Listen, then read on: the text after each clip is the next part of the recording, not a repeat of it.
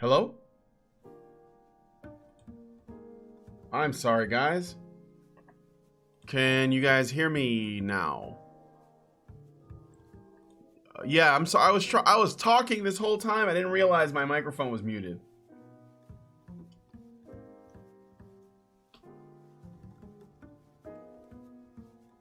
That was embarrassing.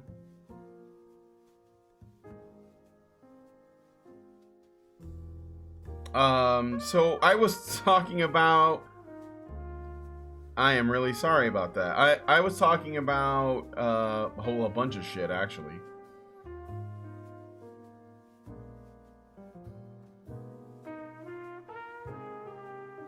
I guess I'll start from the beginning. Damn. It's already 12:30.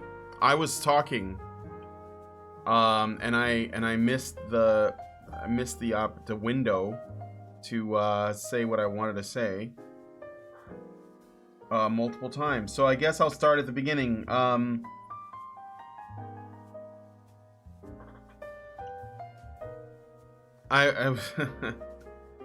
I was muted. I was muted this whole time.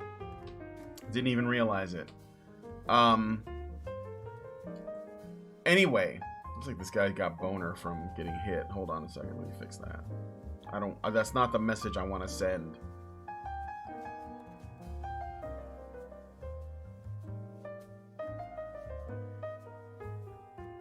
Alright.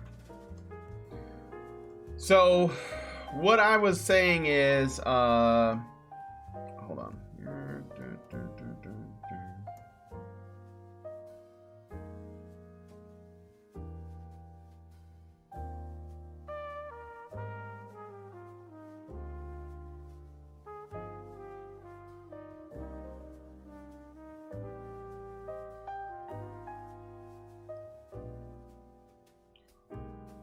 What I was talking about was a couple things. One is I have a show later today where I'm going to be debating, I don't know, defending myself, talking to, I'll say having a conversation. Having a conversation with a lovely little progressive group known as Echoplex Media. They kind of called us out on Twitter and claim that MRAs never want to talk to them and that they're cowards and that we never get to second base and, and all this other stuff. And I was like, all right, well, I'll talk to you. And so that's going to be my fireside chat for today. And then also, so there's that. And then the other thing is, did I see the New York Times YouTube article? Yeah. Yeah, sure. We made it, fam. We're in there.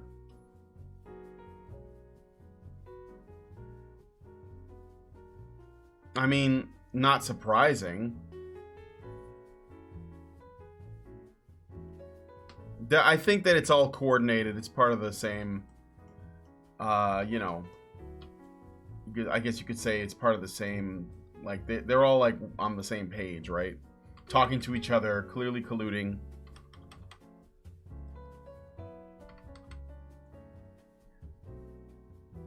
And this is all just part of that. Because if you make an article and you say, here's where all of the radicals are at, then you're kind of implicitly, if not explicitly, saying, YouTube, here's where all the people are that we want you to remove.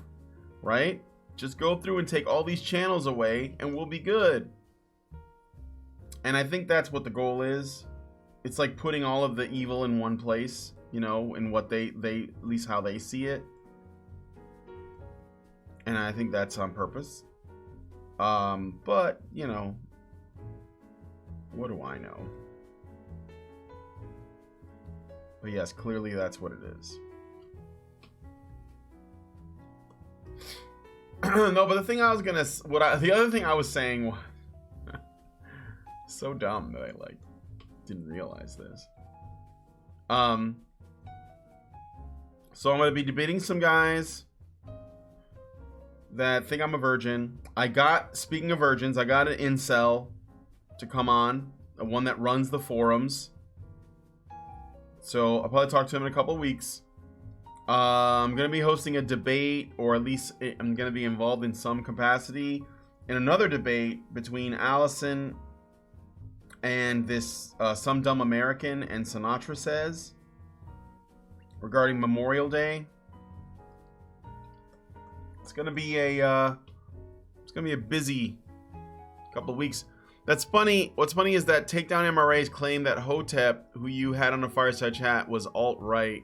What a schmuck.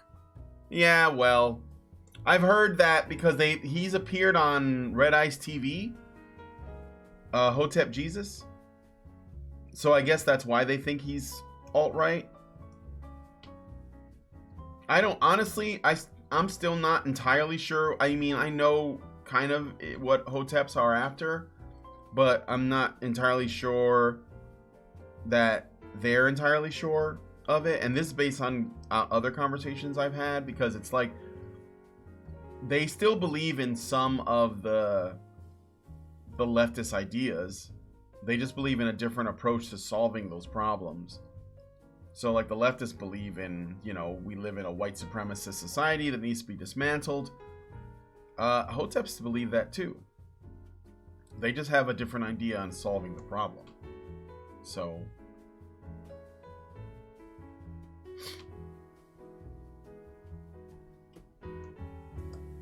anyhow, the other thing I was gonna bring up is, I guess it's E3 weekend, and I was talking about what was the scene stealer that everyone was talking about, which is Cyberpunk 2077, and the fact that Keanu Reeves is in the game. And I was basically saying that I'm not that excited by that. I didn't think the trailer was all that, and I like Keanu Reeves, but I didn't think the trailer was all that. I thought it was kind of gimmicky to have Keanu Reeves come out and announce it. And I say that as a person who, again, is a fan, and I think Keanu Reeves is cool. And from what I've heard, he seems to be a pretty based dude. He seems to be. But I think that the very idea of using celebrities to sell video games is just kind of cringy. Like, why does Hollywood get to effectively what is it? Like christen a video game? And why do video game developers think that that's what it needs? I mean, games that are like really popular don't have any star power behind them at all. They create their own star power. I'm not saying that CD Projekt Red isn't going to knock it out of the park. Based on their track record, they probably are. But then, like, why do you need a drunk Keanu Reeves to tell you that the game is going to be cool? Just because he's in it? What does that even mean? Is he going to be playable? No. Do you want to play as Keanu Reeves in a game? Or do you want to make your own character in a game? That's another thing. I don't know. I just don't see the excitement, personally. Not for that. Keanu's not exactly Hollywood, though, is he? No. He's not. He doesn't come across. I don't know. You know. I don't know. He doesn't come across as like Hollywood, like pretentious Hollywood. But when I see that, I'm reminded of other times they've tried to use famous people. Do you remember there was a game called Broken Helix, I think? And it was on PS1, so we're talking a long time ago. And they had Bruce Campbell on there doing the voice of the main character. Okay, Bruce Campbell's the guy who played Ash in the Evil Dead movies and Army of Darkness. It was extremely exciting, but he didn't add a ton to the game. The game was shit. It was a really bad game. And they were kind of using Bruce Campbell as a way to make it tolerable. I mean, that's what the impression I got. Then there are some good examples, I guess. Like Mark Hamill was in a lot of Wing Commander games and stuff. But did he make Wing Commander good? Or was he just in a game that was already good? Kevin Spacey was used in what was that? Was it a Call of Duty game recently? Like a few years ago? It's kind of gimmicky, you know? There's that new Star Wars game coming out. I don't remember what it's called. Lost Order or something. I don't know. And they got Forrest Whitaker reprising his role of the character whose name no one remembers from Rogue One. So? Like, is that supposed to get me excited? How about, is the game any good? How about that? And I'm sure that Cyberpunk 2077, like I said, I'm sure it'll be tight. Yeah, it was already hyped before Keanu Reeves, but doesn't it make it a strange, like, method to hype the game even more? Is to basically throw Keanu Reeves into the mix? I think that's a bit weird. Like, it didn't need that. I don't know. And then he didn't really say anything. Like, he came out and he was like, Cyberpunk, you know. And, the trailer they gave us, it was a story trailer, but since all of your decisions are supposed to shape all these different possible outcomes, then how much of that story trailer is gonna be like the result of, you know, a decision, and how much of it is stuff that will happen no matter what? And why didn't we get more gameplay? Because I think that's what more people want. That's what I wanted. A cinematic trailer is kind of bullshit, and it doesn't excite me. Like, back in the day when cinematic trailers were nearly non-existent, I guess you can get hype from one, but now I see a cinematic trailer and I just get annoyed. You know, I just want gameplay trailer. Show me what the game's gonna look like. And I know that they already did that with that 45-minute thing, but the fact that they don't have anything else to show, I don't know, it gives me the concerns. Like, why are people getting so excited for this? It's not showing you anything. It's like Death Stranding, except that Death Stranding actually had gameplay, such as it was anyway.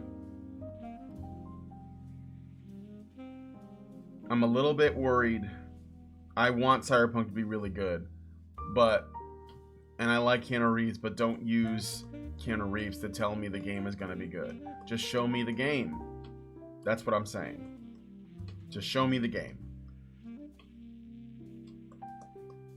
Alright, so this guy is basically done. I will add in some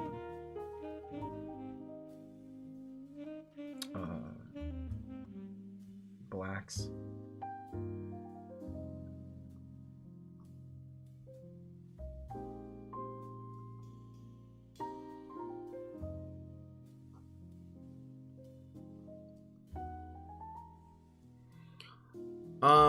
I agree. I'm not seeing anything weird. Okay. Well, thank you, Zaranx. Let me scroll up back a little bit. Sinatra says, huh? Cool. Hotep equals alt-right, LMAO. Alt-right is a black reformer. Yeah. And you know what? When I spoke to him, my goal when I spoke to Hotep Jesus was I wanted to get an idea of what he thought the problem was in the black community, what he thought the solution should have been, and to kind of maybe like enlighten him on trying to see this problem without the lens of race on it. Because I think that the if you do it that way, you can actually get a lot more done, because then you can like create a more you immediately bring it into a cooperative space. Let's put it that way. It becomes less antagonistic. And I got him thinking about it. And I think he knows this, but I've seen a lot of people like bring this up in the use race as a means to kind of like give their problem more identity, and also like to try to drive more sympathy towards it. But I think if you do that, you might be able to get some better short-term responses, but in the long run, you're gonna end up like creating problems, or you're inviting more problems, because there are going to be grievance mongers that are going to like participate in playing this game with you, this race game, and it's going to like continue to divide us. So E3 is on and I find that I no longer care. Gaming is 1 foot in the grave. Yeah, it's just, there's a crash waiting to happen. I don't know why it's taking so long, but he is a star in his own right, if you ask me. Yeah. Like Arnie, free from the App Store. He's too busy making Bill and Ted 3. I think that'd be amazing. I've never seen the Bill and Ted movies, though. Is that weird? Never got around to it. So the Sinatra v. Allison thing is going down for real. Yes. It's not really Sinatra, though. It's some dumb American. I think Sinatra's interested to see what Allison's position is. But he's probably on her side, on some dumb American side more, because he's sort of like your average conservative, right? So he probably sees this as a, you know, disrespecting my troops thing, my veterans, but it's not about veterans, it's about dead soldiers. So that's not, dead soldiers are not veterans, they're dead soldiers. And it's not meant as a disrespect to them either, if you know what we're talking about. But yeah, it's not really against Sinatra. He just offered to moderate. But I think that I want to be on as well to kind of like keep Allison from going off on tangents and keep the conversation focused. Because I think it has to be. It has to be focused. Let's see. I saw Bill and Ted's Bogus Journey, first Keanu movie I saw when I was a kid.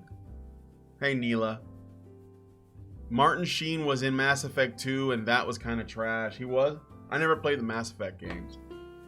I know that people are like, oh my god, you gotta play it. Oh my god. I don't have time. If I had to, like, I can't make time to play everything everyone wants me to play. You know, or watch every show everyone wants me to watch. I keep hearing, you gotta watch My Hero Academia. You gotta watch, you know, Attack on Titan. It's so good. Oh my god. It's like, I ain't got time, man. I think if I, like, tried to make time to watch all those things, I don't think I'd be making a lot of progress in other ways. So, I'm sorry. Ain't nobody got time for that. So Allison's going to be in Chicago tomorrow night. We're going to be looking at the space for the International Conference on Men's Issues. Allison's never been to Chicago before. So if, you know, if there's like suddenly no shows, it means she was killed in a drive-by or something. But I think that we'll be okay.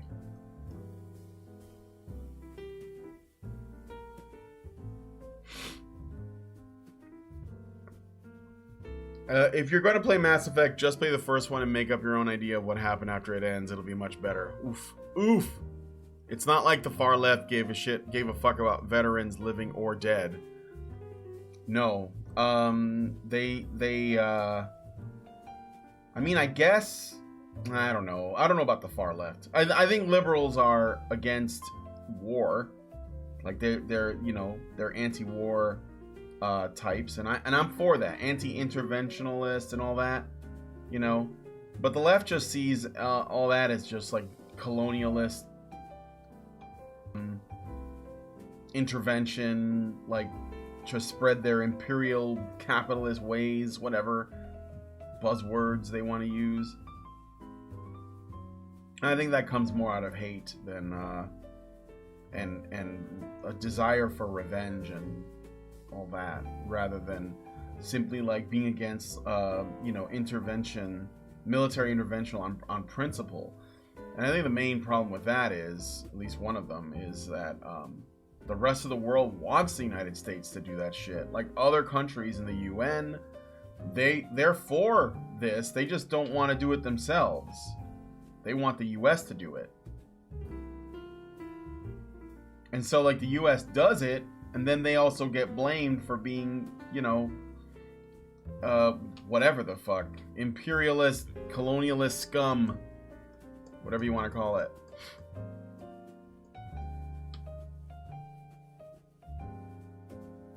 The left is anti-war as long as they don't get petrodollars. They far from away from Mass Effect Andromeda. It's god awful. How is Allison holding up? Last video she made was pretty heavy. She's fine. She's just she's got a cold this week, but she's fine. I did watch that video, and I didn't know that stuff.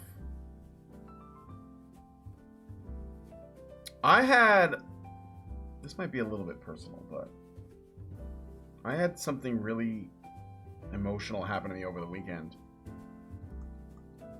I had this friend, and he's a friend I've known since I was 4 years old. Okay. And he was a Puerto Rican guy. Albino. He was born albino. But I never, I grew up with him. I was like, I've known him longer than I've known my brothers because of how young we were. And the reason is because like he and I, our moms were friends. So his mom and my mom were friends with each other. And that was how they when they had their kids, they bring their kids around, and he and I became friends because our moms were friends. And then I've known him for a really long time, and we've had our ups and downs, of course, right? Because it was more of a friendship out of, it's kind of born out of this acquaintance, mutual acquaintance, right? So in a way, it wasn't organic. Like I have another friend that I've known for a really long time, but I met him in high school and we kind of clicked. Anyway, so I didn't know this, but I didn't know this until recently, but albinos, they actually are prone to this disease, this degenerative disease. Have you guys ever met an albino, for one? Have you ever met any? I know you've probably seen them, but have you ever known any? And if you have you ever known any old albinos? Like that have become like in their senior years, right? So I don't remember the name of the disease, but he has this disease that affects all albinos eventually, from what I understand. They don't tend to grow old. I didn't know that. And he was in the hospital because he was looking for, well, let me back up a little bit. Basically, he needed a lung transplant. He was having trouble breathing. And this is like a side effect of that, I suppose. And they weren't getting a donor. They were waiting a long time. And these people aren't, his family, he did end up having a kid and 2 kids, actually. And, he married a woman and all that. Pretty cool. And, but yeah, they were waiting for a donor. They weren't getting any. And then, like, he got really sick. He had to go to the hospital. And I hadn't seen him in a while because I've been so busy with my stuff and he's been busy with his stuff. And, it's not even that we weren't in touch. It was just that this is how it is, You just get busy with your own shit. Never met an albino. One in grade school. I did when I was in elementary school. She was a nice girl. Okay. Yeah, so he never found, they couldn't find one. Then he got really sick. He went to the hospital. Found out that, if he didn't get a donor in a certain amount of time, he was going to die. And they got lucky. At the last minute, they found a donor. And he got a lung transplant. And I didn't know that all of this had happened. I mean, I knew that, you know, he was waiting for a donor and everything, and I had been like coordinating with my other friends, like, oh, let's go visit, you know, this guy, see how he's doing. And they were like, yeah, just say the word. And I was asking him, I was like, well, you know, let me know when we can come see you or whatever. And he was like, well, it has to be, you know, it has to be later because he was having trouble breathing. It was affecting everything else. He wasn't able to walk after a while, you know, and he was in a wheelchair. His immune system was absolute trash, which is why he couldn't see us, because if we were carrying anything, it was just too much of a risk, you know? And he like called me over the weekend while I was doing laundry. So I had a lot of shit to do over the weekend. And he was calling me just so that he can tell me, you know, how much he appreciated our friendship, which is a really weird thing for him to do, because that we never did that. I mean, we'd known each other a long time, but it didn't really come up as a topic of conversation. And he also wanted to apologize for all of the wrong, you know, all the times that he picked on me or bullied me or whatever. And he had explained that, you know, when he was younger, when we were teenagers, there was a part of him that was like, I don't know, bitter, perhaps, about the fact that he's albino, because it kind of like, you know, hurt him socially. And he, you know, he just did all of these like heartfelt statements, and I knew that it was because he felt like because basically what he told me was that he had flatlined twice while he was in the hospital. He thought he was gonna die. And then he realized that, you know, because his time was so, like, I guess, not promised to him, that he felt that he had to make up for things that he had done that he felt were wrong. And I don't know, maybe I shouldn't be sharing all this on the internet. I'm trying to be good about not giving out any identities, but it got me thinking, that's all. Yeah, he was facing his mortality. Definitely.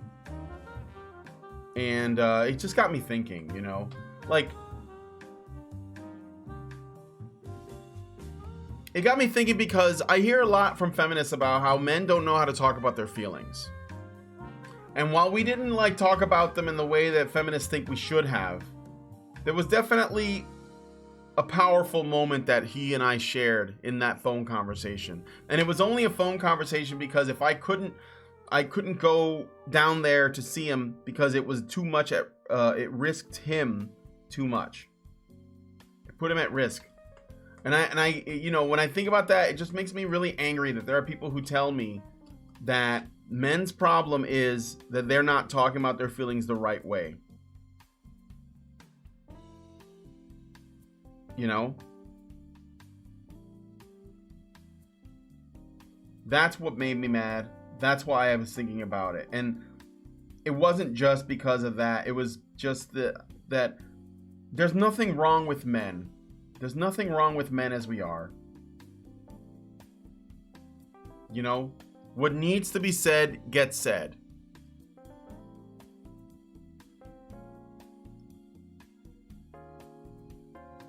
And the thing is, too, another thing that feminists do that pisses me off, and leftists, they divide everyone up and they remind them of what their identity is. You know what I never really thought about in the 42 years that I've known this guy? I never thought he's an albino. I should probably find out if I need to treat him differently because of it. He wasn't an albino guy to me. He was my friend. My oldest friend. And basically he's my brother. Okay?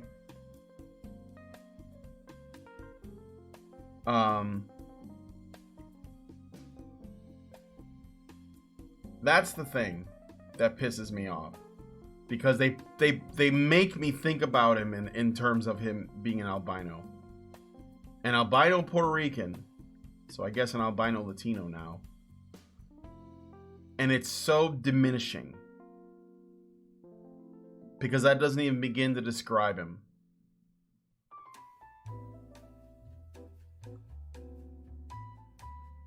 Anyway.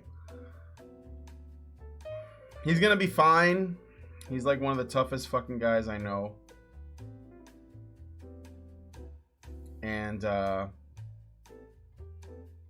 I'm gonna visit him soon.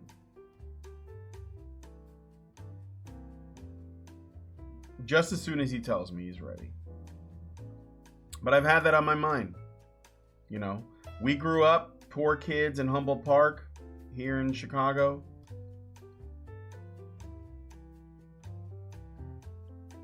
Damn it. Waiting for the program here.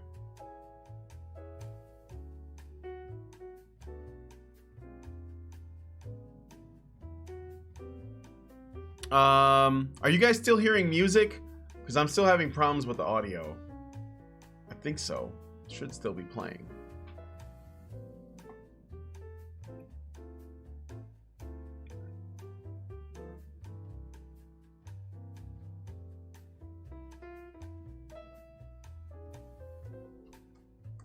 Anyway. Music is there. All right. Thank you. I gotta wrap it up pretty soon here. But I just, sorry I didn't talk to you guys for like most of the fucking half the stream because of the audio. God damn it. I thought I had it up and running, but...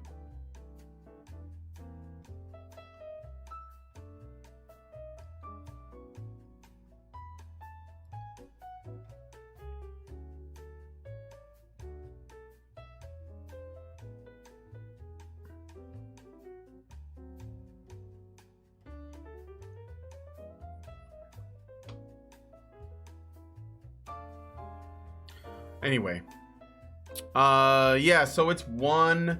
Let me just, you know what? I'll just fill in this vest and then I'll wrap it up there.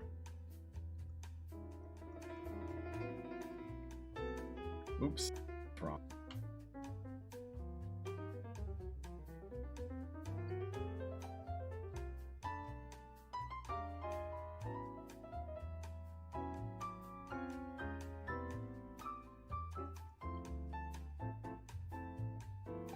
So in other news, my boy Luke Weber, the animator, he made a video on his channel, on another channel. Pretty interesting stuff about the Animation Guild, about women in animation. I'm gonna see if maybe I'll bring him back on if you guys are interested. I think that you know, animation it's just an industry for entertainment, but I think that all of the gates have to come together, right? There's clearly a unifying issue with all of them, and the only way that's going to happen is if we identify it for what it is. This leftist invasion, right?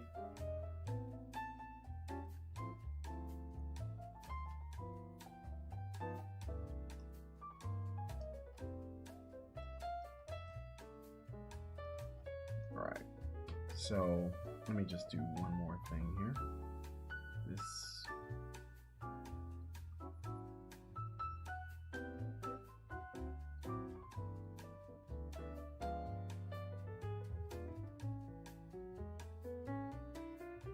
I'm gonna try to use a lot of black on this image,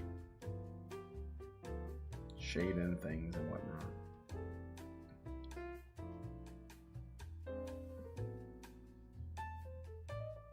Oh, the other thing is, as you might have noticed from the title, I also said this, but you guys probably didn't hear it. We have a colorist for Englewood So all I have to worry about is putting on, do the black and white stuff and make it look good. And then he'll take it from there, you know, and add his own personal touch.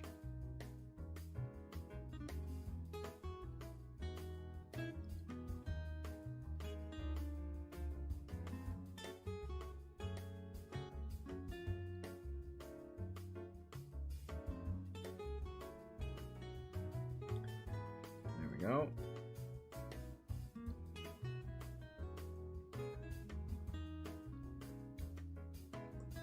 Cool. All right, so there goes one thug getting elbowed in the chin. All right, so we're gonna wrap up. I'm gonna save here. I want to thank you guys for coming on the Comicsgate art stream. I gotta take the dog for a walk.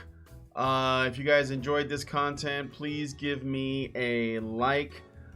Subscribe if you're not already subscribed. Thank you for those of you who did subscribe, but also hit the bell for notifications so you know when my shows go live.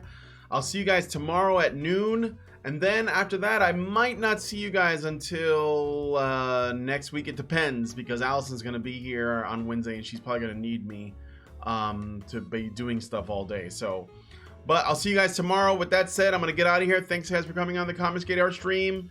Have a lovely day, everybody.